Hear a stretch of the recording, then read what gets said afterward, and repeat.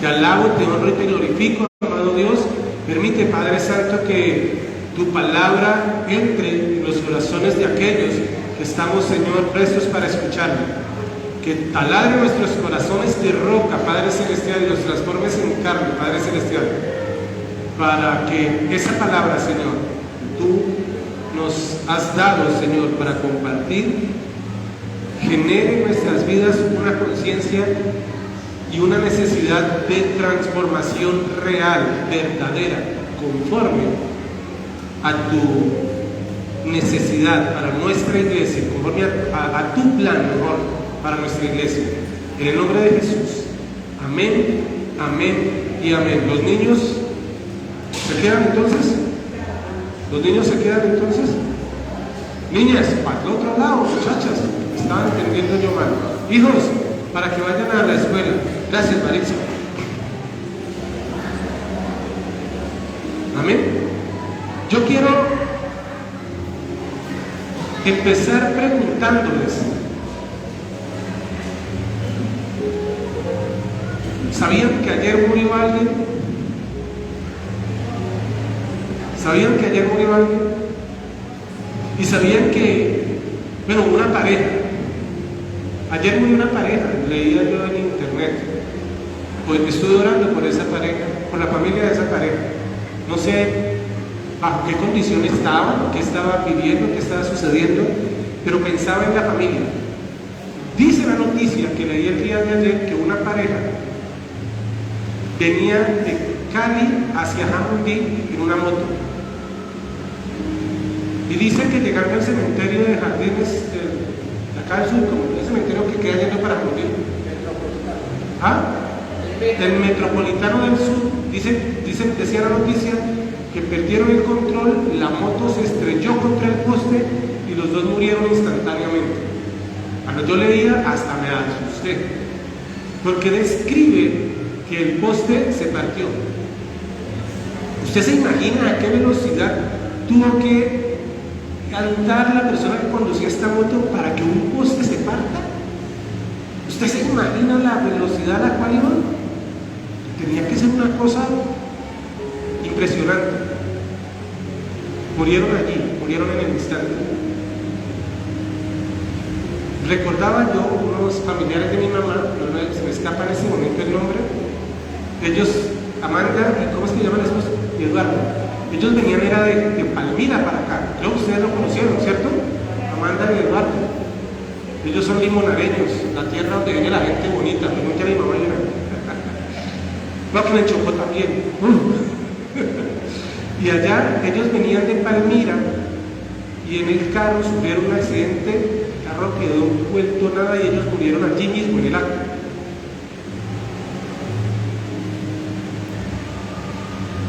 Recordaba yo a las familiares de mi hermana, de Mirso, ¿cierto? ¿Cuánto hace? ¿Hace 6 años más o menos? ¿Hace unos 6 años más o menos? O más o menos, hace unos 10 años, más o menos nos dieron la noticia que su hermano había perdido todo porque su casa se incendió y literalmente quedaron con lo que tenían puesto. Recuerdo que en la denominación, ellos son de la iglesia de Limonar, también de nuestra denominación, y como denominación nos organizamos, se hicieron donativos para ellos. Eso me llevaba a reflexionar lo difícil que es recibir una mala noticia. No estamos preparados, hermanos, o sea, no creo que no creo que haya alguien que esté sentado diciendo yo estoy preparado para las malas noticias. No creo. Eso es improbable. O sea, yo creo que por pesimista que uno sea, nadie está esperando sentado en la puerta de la casa o sentado en la sala viendo Netflix. ¿Qué está haciendo? Esperando que me traigan una mala noticia. Yo no creo. Ahora, de las malas noticias, entonces, ¿cómo debe estar preparado uno? ¿Está usted preparado para las malas noticias? A mí me ponía a pensar, ¿estamos preparados para una noticia noticia fatal de nuestras vidas? ¿Y cómo vamos a reaccionar delante de eso? Y la palabra del Señor en Nehemías, les voy a invitar a que abramos Nehemías, el libro de Nehemías, y vamos a buscar el capítulo 1. Nehemías capítulo 1. Nehemías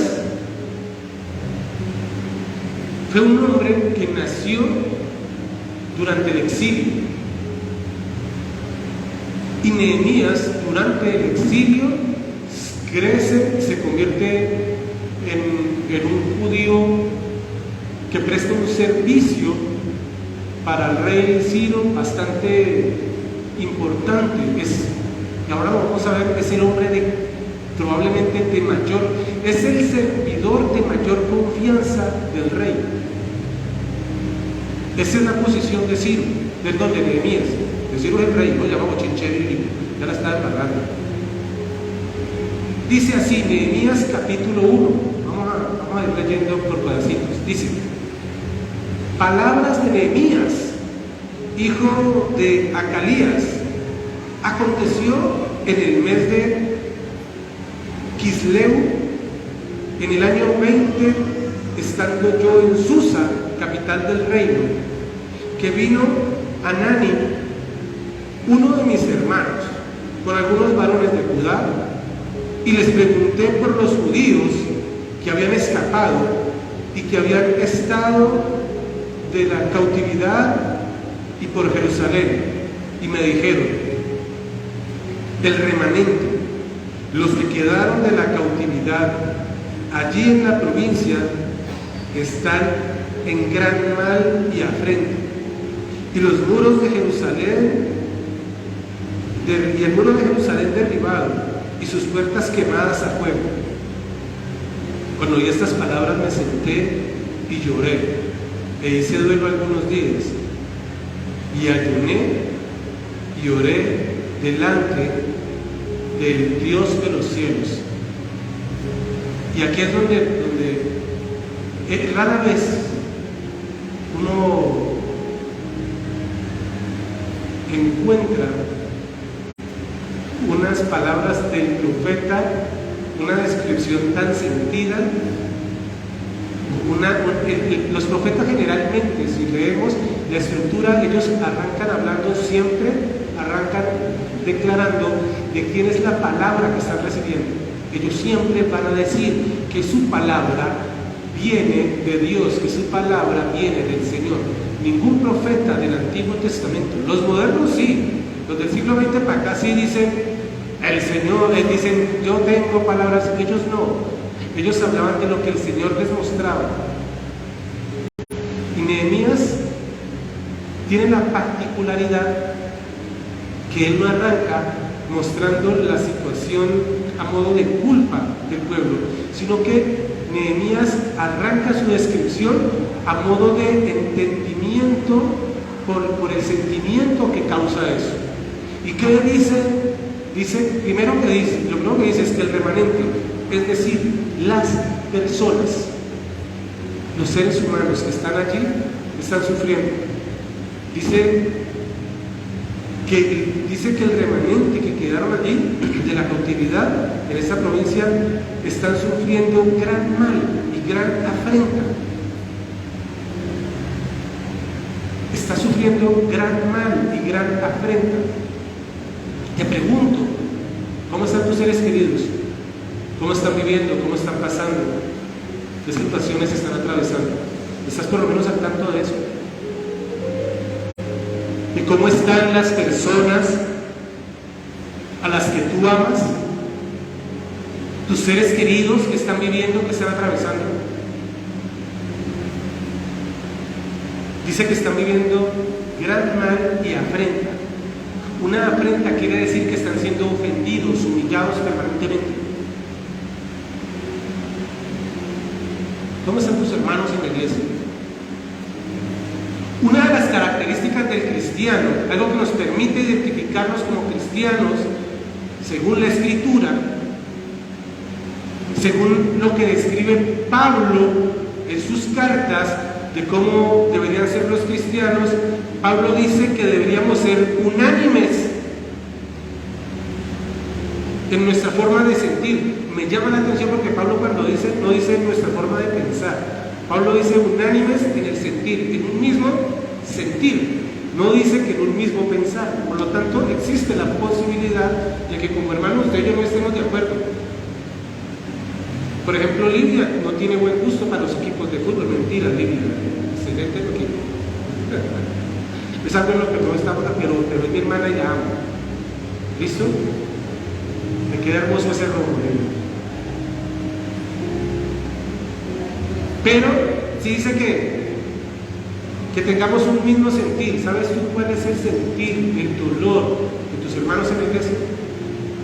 Ustedes no tienen la vista privilegiada que tengo yo desde aquí durante la alabanza. Pero yo estaba encantado viendo a nuestra hermana Marina Salazar. Ustedes le vieron el gesto al momento de la adoración. Lo hubieran visto, se hubieran regocijado en el Señor. Ahora, le hubieran visto el gesto al resto de los hermanos. Cuando empezaron cuando no, el hermano, pero Julia es adoradora por excelencia, tanto académica como en ejercicio. Y tú sabes cómo cuando empieza a moverse el espíritu por medio de la alabanza, cómo son los rostros. Pues mi hermano, hoy lo vi, hoy lo noté, hoy lo sentí, hoy había una emoción en ese momento de la adoración. A esto se refiere la palabra. Unanimidad a la hora de sentir, el deseo de adorar a Dios, de sentir el anhelo de que adoremos a Dios juntos, el sentir de que nuestros hermanos estén bien, la necesidad de que oremos los unos por los otros, que todos sepamos y estemos atentos de la situación el uno del otro. A eso se refiere Nehemías. Cuando Nehemías ve que sus hermanos llegan y Nehemías les pide y les solicita que por favor le cuenten cómo está el pueblo, eso es lo que él está buscando. Él tiene anhelo de saber la situación que están atravesando los hermanos. Ahora, ¿cuál es la actitud de Nehemías? La actitud de Nehemías es de tristeza. A él le duele lo que escuchó. Dice que llora al escuchar la situación que el pueblo de Dios está atravesando. Pero lo mejor es que no se contiene. ¿Cuántas veces, como creyentes que somos, en un mismo sentir que se supone debíamos estar,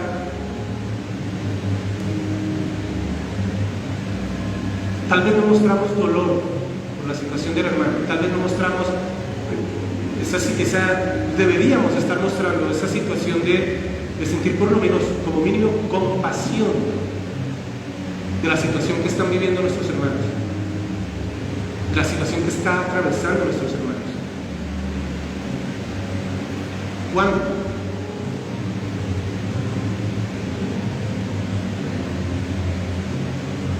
Pastor, pero es que la responsabilidad suya no es usted el pastor. Real sacerdocio somos todos, nación santa somos todos. No es responsabilidad del líder del ministerio, no es responsabilidad del pastor, no, es responsabilidad de toda la iglesia. Esa debe ser una de las cosas que nos identifique como creyentes. Y dice que en medio de ese dolor y esa tristeza, ¿cuál fue la reacción? Dice que cuando oyó estas palabras, se sentó y lloró. Pero añade que hizo duelo por unas horas, no. Hice duelo algunos días. Manifestación de dolor. Tú no haces duelo por alguien que no te duele. Tú no haces duelo por algo que no sientes. Tu duelo lo haces por algo que realmente te tocó. Hermano, ¿cómo están nuestros sentimientos respecto de lo que vive la iglesia? ¿Cómo están tus sentimientos respecto de lo que vive todos y cada uno de tus hermanos? ¿Cómo están nuestros sentimientos respecto de lo que atraviesa tu familia espiritual, tu familia en la sangre? ¿Cómo está? cuánto dolor causa, cuánta molestia causa el hecho de que estén pasando por afrenta y maltrato. Para la gloria de Dios, yo tengo que decir que ustedes me han hecho sentir, demuestran preocupación. El año pasado, tantas cosas que sucedieron y amenazas, créanme, mis hermanos, que lo voy a hacer públicamente. Gracias, se los agradezco infinitamente, porque me sentí cuidado, sentí sus oraciones por mí. Aquellos que se me acercaron y me aconsejaron y me hablaron de estrategias para calmar un poquito el ambiente que se estaba viviendo, les hice caso. Y para la gloria de Dios, los resultados de aquellos que se me acercaron, me aconsejaron y me hablaron, quiero decirles sí, en este momento lo estoy viendo. Y ustedes sintieron en ese momento ese dolor por mí, se los agradezco infinitamente. No tengan miedo de acercárseme y decirme: pastor, tenemos esta idea, pastor, ¿por qué no hace eso? Pastor, no estoy de acuerdo contigo. Yo me considero una persona humilde y enseñable. Aquellos que me aconsejaron: pastor, acerquémonos a estos jóvenes de otra manera, les hice caso. Me acerqué de otra manera. El resultado de eso fueron ellos los que limpiaron este pedazo aquí sucio. La iglesia aportó para el telón que hay allí. La iglesia aportó económicamente para eso, pero ninguno de nosotros como iglesia vino a clavar una puntilla. Todos lo hicieron ellos. Ellos limpiaron, ellos organizaron, y cuando pasa por ahí, admitámoslo, mejoró la cara. ¿Sí o no? Eso es, dice el Señor, que al que deba darle honra se la dé. Eso es ustedes, iglesia, que me aconsejaron una manera distinta de acercarme, y se logró. Gracias. Pero la tarea no termina allí. Si tienes algo que decir, acércate y dímelo, por favor. Todavía hay muchas cosas que mejorarse, hay cosas que trabajar. Nehemías dice que cuando termina estos días de duelo, dice: y ayuné y oré delante del Dios de los cielos. Y aquí está la clave para las situaciones de dolor que estamos viviendo. Allí está, mi hermano. Pastor, estoy enfermo. Dobla rodillas y ora al Señor. Hermano, en mi casa hay problemas familiares. Dobla rodillas y ora al Señor. Caminemos, busquemos del Señor. Dice el versículo 4 completo, dice: cuando oí estas palabras me senté y oré e hice duelo por algunos días, y ayuné y oré delante del Dios de los cielos, y dije: te ruego, oh Jehová, Dios de los cielos, fuerte, grande y temible, que guardas el pacto y la misericordia a los que te aman y aman tus mandamientos. Esté ahora atento tu oído y abiertos tus ojos para ver la oración de tu siervo, que hago ahora delante de ti, día y noche, por los hijos de Israel, tus siervos, y confieso los pecados de los hijos de Israel que hemos cometido contra ti. Yo voy a la casa de mi padre, yo y la casa de mi padre, hemos pecado. Tengo que cambiar gafas. Hermano, hermana, es de vital importancia que nosotros busquemos del Señor. ¿Usted sabe quién era Nehemías? Nehemías era nada más ni nada menos que el copero del rey. ¿Y usted sabe qué le tocaba hacer al copero del rey?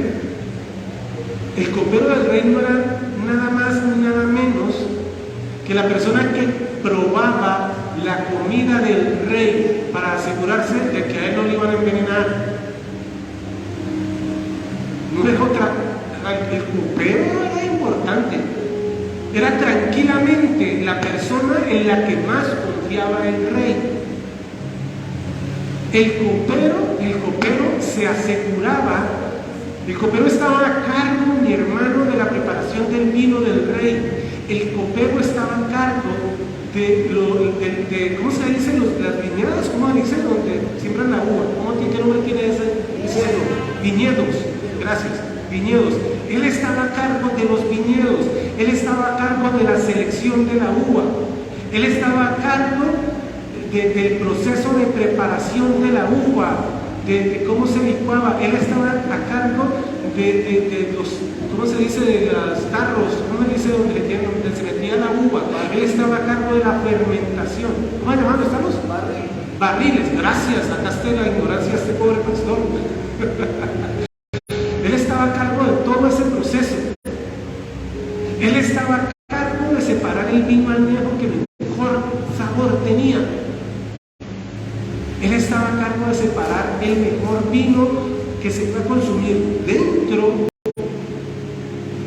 de los procesos, y él estaba a cargo de la forma en la que se almacenaba ese vino para que jamás fuese contaminado. E igual, antes de servirle la copa al rey, él tenía que beber, y solamente después él bebía de la copa del rey. Pero no solamente eso, a él tenía la responsabilidad de escoger qué personas iban a hablar con el rey. No cualquiera podía hablar con el rey.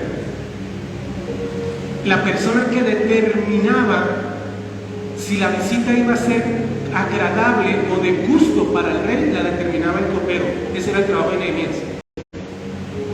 Dentro del palacio era el hombre de confianza del rey, al punto que a él era la primera persona a la que el rey buscaba para sus consejos. Hermano, el copero del rey era de tanta confianza que aún las cosas malas y negativas que hiciese el rey, el copero las conocía. Y tenía que ser absolutamente prudente, porque no podía decir absolutamente nada. Así de importante era el trabajo de Nehemías dentro de la iglesia. Y en ese momento, el copero del rey, Nehemías, estaba afligido por una noticia que llegó delante de él. Y Nehemías tomó la decisión, según los versículos que acabamos de leer, versículos 4, 5 y 6, de primero acercarse al Señor, llorar, sufrir, lamentar lo que estaba sucediendo. Pero él tenía claro que tenía a quién recurrir. Segundo punto de la iglesia: en esa situación que estás o has atravesado, tú, en tu corazón y en tu conciencia, sabes que tienes a quién recurrir, ¿cierto? Es pregunta: ¿sabes que tienes a quién recurrir? Amén.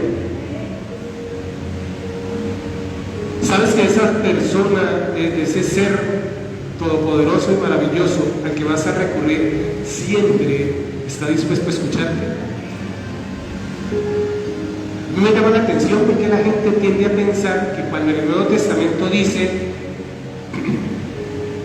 pedid y se os dará, hay una malísima interpretación de la palabra, porque algunos, y me incluyo, hemos entendido que lo que yo diga, Él me lo da, y no. Él a veces a ese pedir me dice no. Cuando acudimos en oración, y tómenlo a modo de exhortación, iglesia, creo que esa es una de las cosas que más fallamos en la gente. Cuando hagamos la evaluación, con todo respeto, creo que fue una de las cosas en las que nos trabajamos en la gente. Hicimos muchas actividades muy buenas, pero siento que oramos poquito. Miren, mis hermanos, a la hora de hacer la oración, Nehemías arranca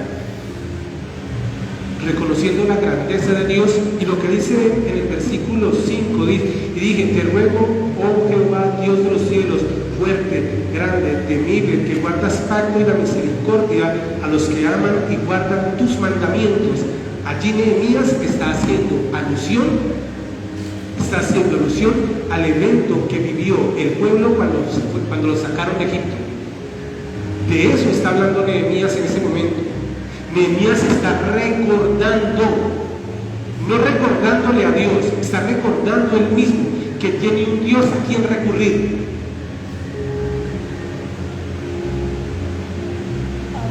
Nehemías está recordando, insisto, no recordándole a Dios, recordándole al pueblo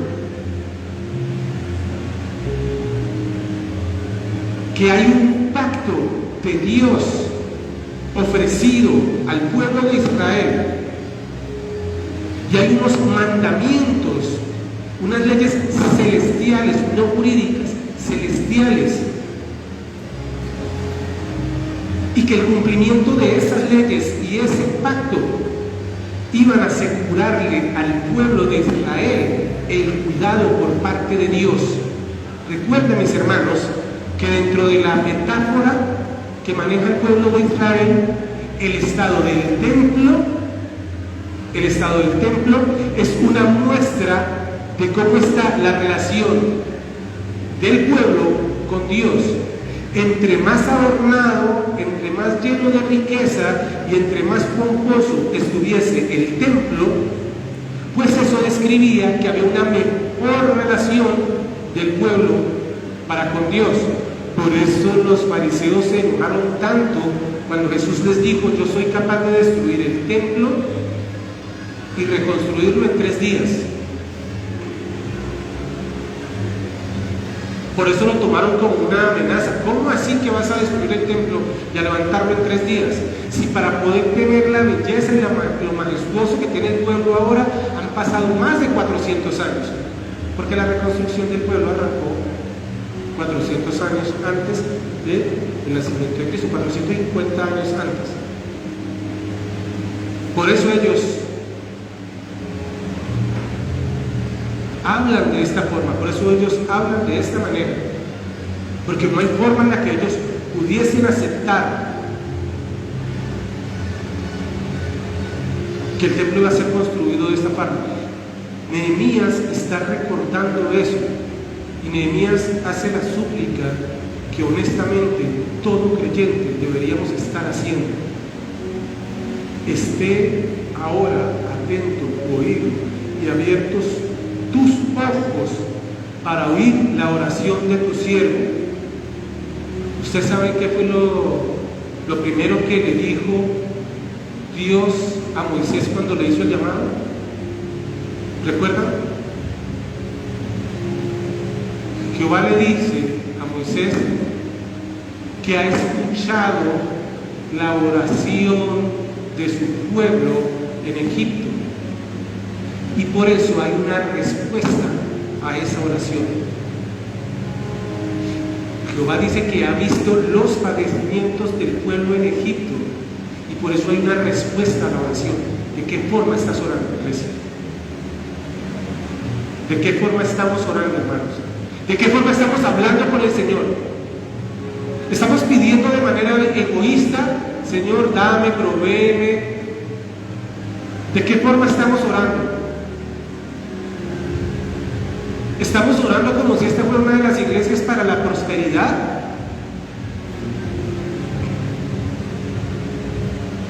¿Cómo estamos orando, hermanos? ¿Cómo estamos hablando delante del Señor?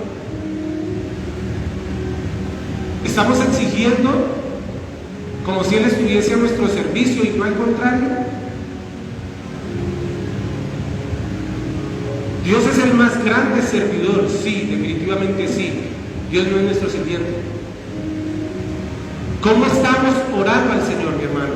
Porque Nehemías nos está dando una lección de oración, una lección teológica de cómo orar.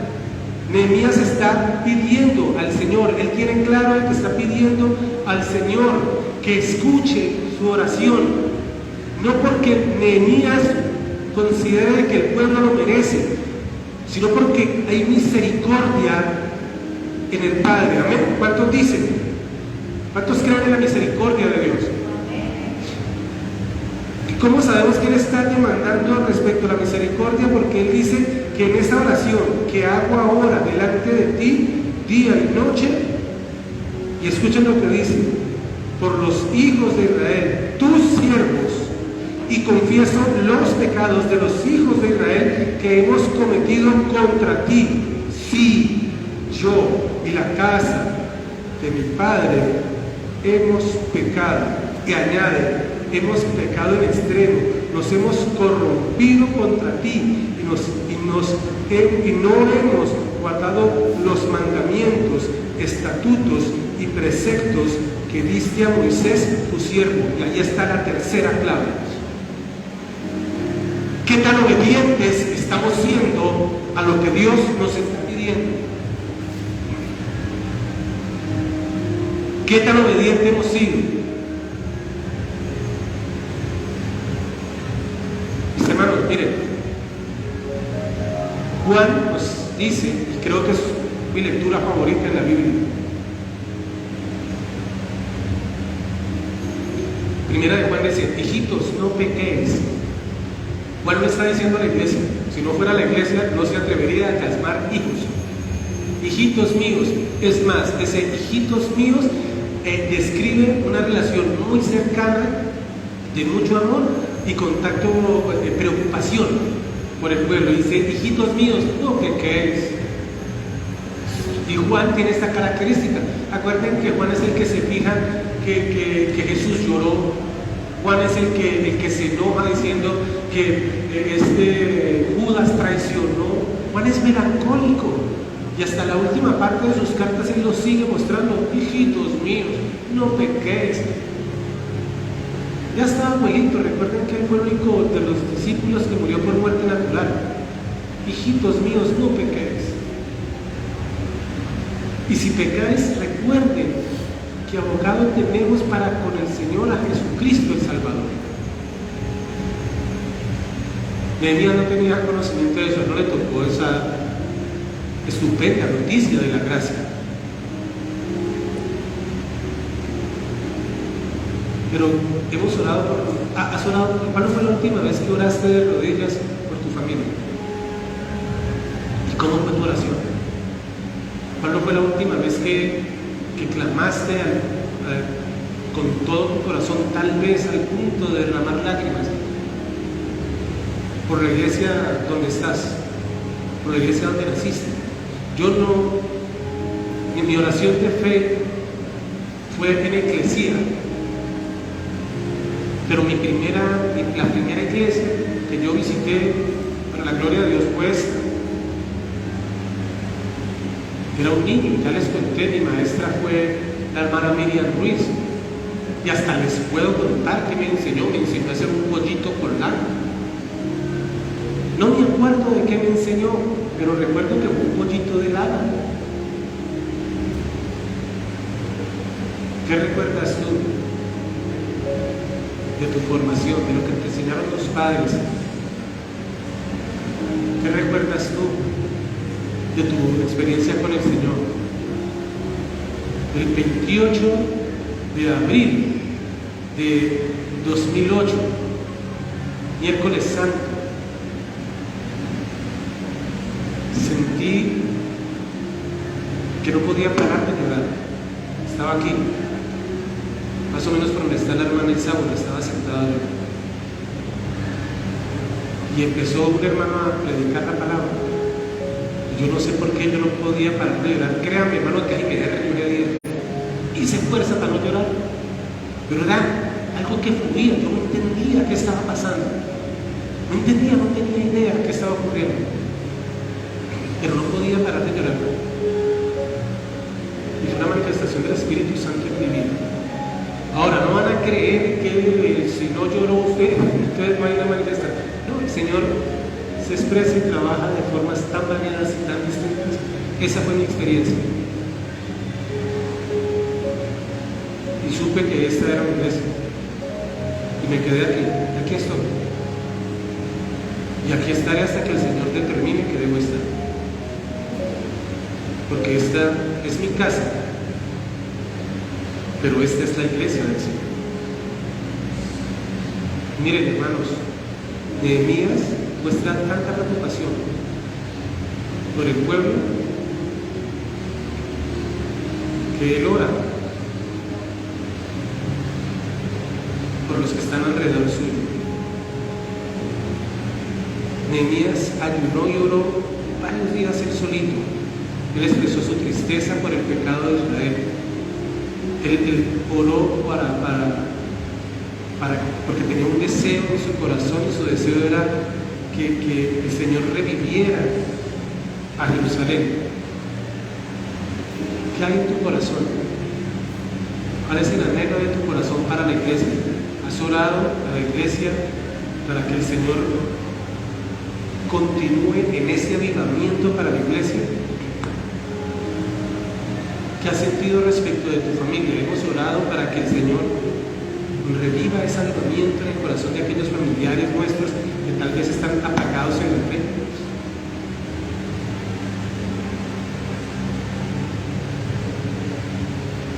¿Cómo estamos, mis hermanos? ¿Cómo vamos respecto a ese tema? El restaurar Jerusalén como la ciudad de adoración para el pueblo hebreo implicaba un sitio. Sabemos que no es así, un sitio donde moraría el Señor y donde iban a tener ese encuentro permanente. ¿Ves la iglesia de Filadelfia como ese lugar de encuentro permanente con el Señor? ¿Has orado para que el Señor reviva esa situación? Mire, mi hermano, 5 cosas pasaron con Nehemías en esta primera parte. Hay dolor, pero hay alabanza. En medio de esa alabanza hay una acción de gracias. En medio de esa acción de gracias hay una manifestación de arrepentimiento. Y por último, hay una petición por parte del Señor. Perdón, por parte de Nehemías al Señor. Pero estos 5 puntos son nada sin el compromiso que Nehemías tiene con Dios y con el pueblo. El segundo hombre más importante en cuanto a confianza del reino más importante, más poderoso económica y armamentistamente del momento, está afligido porque un pueblo casi que inexistente ya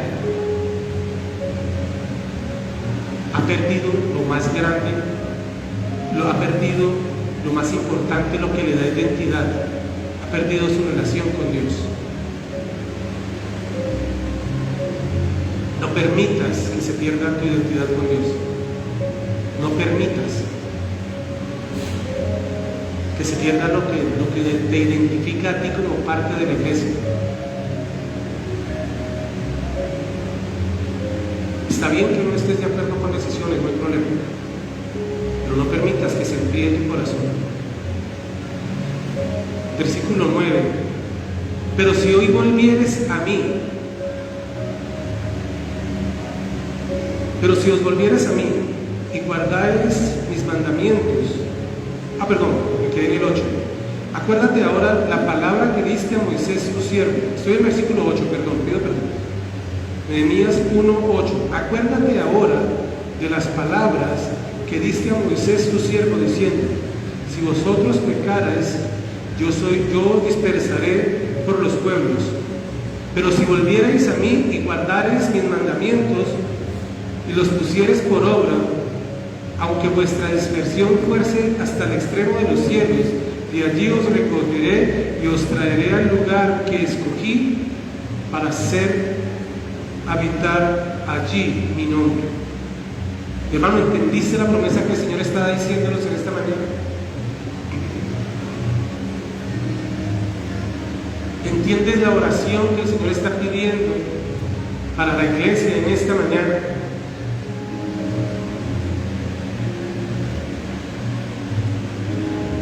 ¿Has entendido la responsabilidad que tenemos como miembros de la iglesia? ¿Estás orando, estás pidiendo, estás clamando? ¿Estás apecándote, apoderándote? Porque para eso son de la promesa del Señor. Porque Nehemías reconoce el pecado, pero al mismo tiempo que reconoce el pecado, clama repitiendo ¿qué? Repitiendo la escritura. El Señor prometió que si el pueblo se rebelase contra Él, iba a ser esparcido, pero que cuando volviese su corazón a adorar al Señor, entonces el Señor a ese pueblo esparcido lo reuniría nuevamente. ¿Estás orando de esa manera por la iglesia? ¿O te has centrado únicamente en la crítica? Porque cuando el espíritu de crítica se ciñe sobre la iglesia, en ese momento la iglesia está en peligro, mi hermano. La iglesia no está en peligro porque el diablo esté acechando, no, porque todo el tiempo es así. Es más, si vamos a ver eso, lo que nos enseña la palabra es que la iglesia prevalecerá contra los ataques del enemigo. Pero cuando la iglesia se enfría, mi hermano, cuando empezamos a permitir que esa frialdad borre nuestra identidad como cristianos, allí, en ese momento, tú y yo estamos en peligro. No te enfríes. Ora y busca del Señor. Esa situación que estamos atravesando, personal, familiar, el Señor tiene la respuesta. Cierra la enseñanza, su oración, Nehemías, con las siguientes palabras, versículos 10 y 11, dice: ellos pues son tus siervos y tu pueblo, los cuales redimiste con tu gran poder, con tu mano poderosa. Te ruego, oh Jehová, esté ahora atento tu oído a la oración de tu siervo y a la oración de tus siervos, quienes desean reverenciar tu nombre. Conceda ahora buen éxito a tu siervo y dale gracias delante de aquel varón, porque yo servía de copero al rey. Porque yo servía de copero al rey. Ellos son tu pueblo, Señor. Ellos son tus siervos, amado Rey.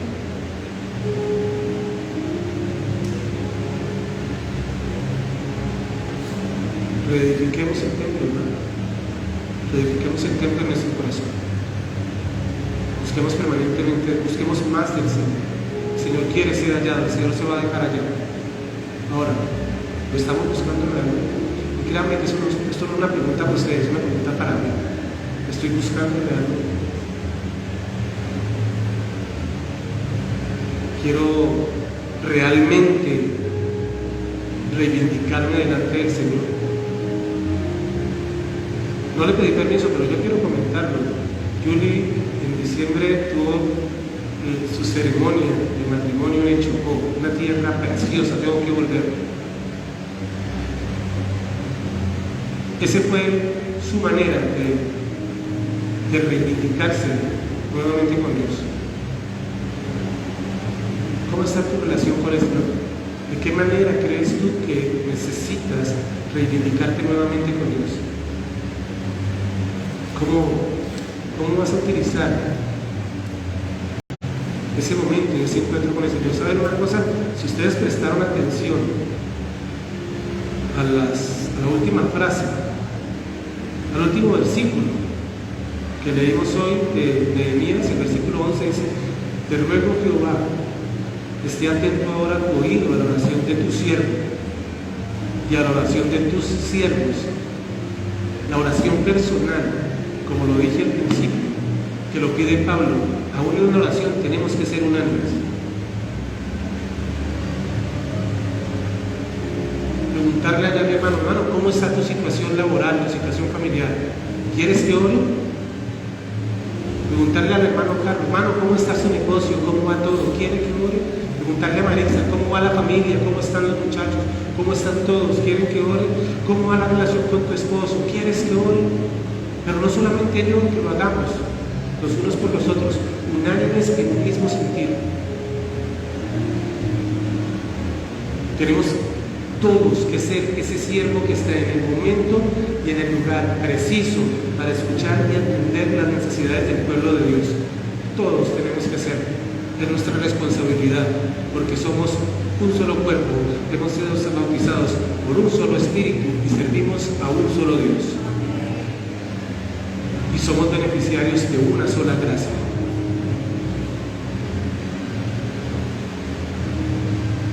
Pero la clave de todo en el servicio al Señor lo dice la última frase de Nehemías de este versículo: porque yo servía. ¿Escucharon? Él dice, por la oración de tus siervos, quienes desean reivindicar tu nombre, concede ahora buen éxito a tu siervo y dale gracias delante de aquel varón. Delante del varón del que él se refiere es el rey. Y en este momento es como si Nehemías estuviese pasando su carta de renuncia al segundo puesto más importante dentro de la casa del rey. Porque yo servía al copero del rey. Mis hermanos, Nehemías tomó la decisión de renunciar a ser el segundo después del rey más importante dentro del palacio del rey, para servirle al Rey de Reyes y Señor de Señores. Y en esta mañana yo te quiero invitar para que te levantes de esa silla y te comprometas con el Señor, de que le quieres servir a Él, que estás dispuesto a renunciar a toda atadura que el mundo te esté ofreciendo, con tal de levantar nuevamente las manos de la iglesia y servirle de corazón. ¿Cuántos lo quieren esta mañana? Levanta tu mano y dispón tu corazón. ¿Cuántos quieren servir de corazón en esta mañana al Señor? Levanta tu mano, iglesia.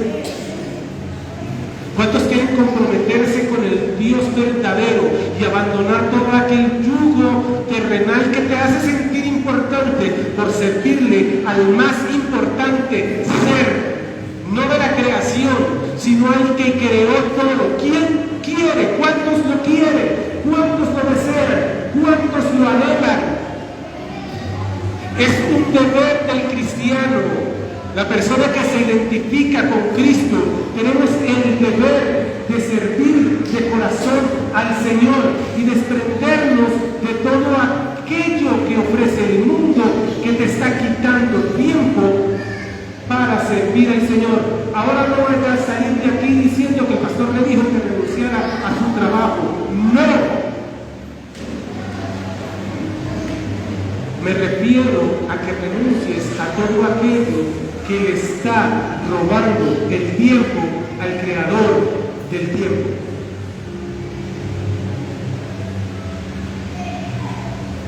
Busquemos permanentemente del Señor. Gracias, Dios.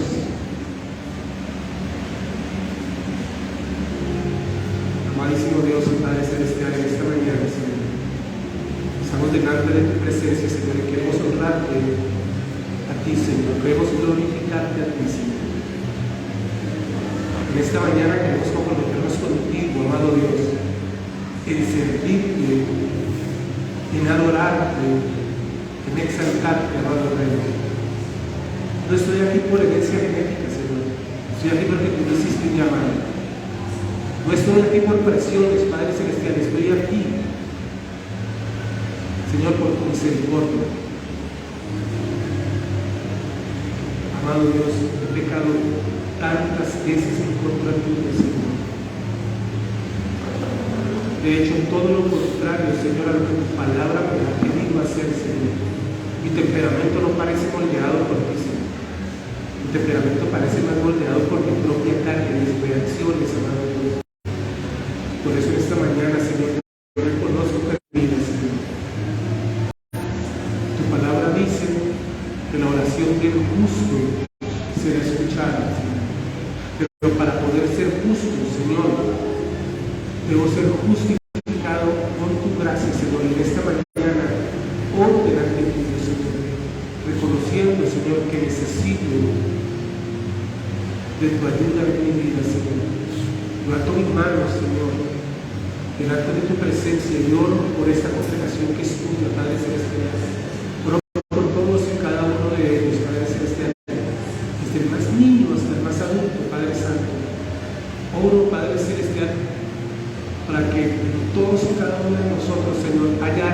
arrepentimiento de pecado, Señor, y experimentemos ese gozo, esa paz, Señor, que tú ofreces. En esta mañana, Señor, con mi corazón oro, te reconozco y te recibo como mi Dios y mi Salvador.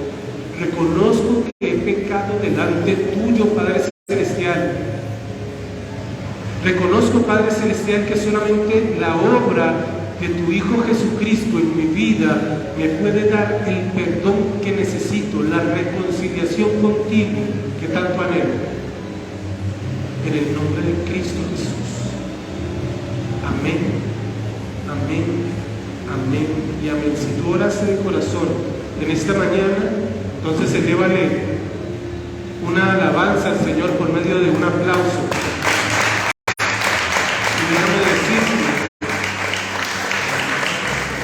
que ya eres parte del redil del Señor. Amén. Gracias, amado Dios, por tu palabra y por tu misericordia. Yo voy a servir un momentito. Sebas, vení con tu esposa y con tu bebé. Vengan para acá. Párense.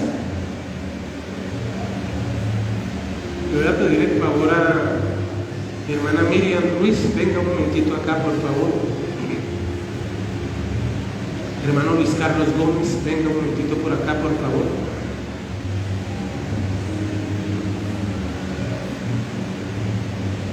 Sebas es hijo de esta casa. Amén. En estos el jueves que estuvimos en contacto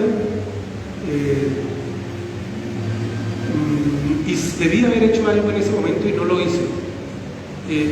Sebas, te pido perdón porque durante mucho tiempo paré la transmisión de los jueves y durante todo el año pasado paramos la transmisión de los jueves y tú eras uno de esos que no fallan esa transmisión. Quiero pedirte perdón porque la falta de organización mía me llevó a no honrar tu fidelidad al Señor. Amén. Este hijo de esta casa ha traído a su esposa y a esa princesa que es divina, eso es una muñeca, para que oremos por él, para que oremos por su vida familiar, por la salud de su chiquito. Amén.